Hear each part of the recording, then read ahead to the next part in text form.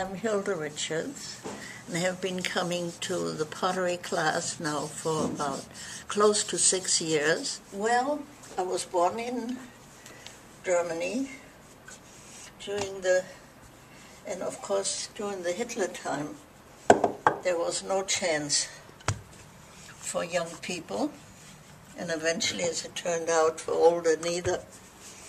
My sister had moved to San Francisco. My favorite story that Hilda's told me was how she came to America, which I find to be really a fascinating story about how you traveled here. But Hilda had like a real... It took me 6 weeks to come here. I was 20 years old at the time. My father took me to Rotterdam in Holland. I took a ship there, and that ship went from there to England, and a friend of mine picked me up, and I stayed overnight.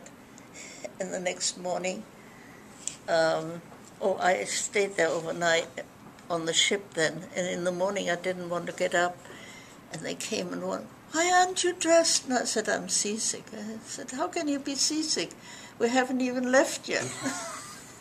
And then we had to stop in New York because the Dutch wanted some gold bars to go to New York because they knew there would be a war. And then I got a job, let's see. Oh yes, to iron ties, men's ties. So after a couple of days, the boss said to me, "If you don't do this any faster, we have to let you go." I did my German thoroughness, did it real well, but that was... So he was not satisfied, but he didn't let me go, and he asked me, "Did you ever use a power machine?" And I said, yes, which of course I never had. And so I sewed the linings, which was okay. She worked on a sculpture of her late husband, a head of her late husband that came out phenomenally well. How soon after coming here did you meet Paul? I met Paul in 1947, so that was 11 years later. He just came from Shanghai. We met in October. I saw him once after that. And in January we had a date, and he asked me to marry him. And I said, "I don't even know you. How can I marry you?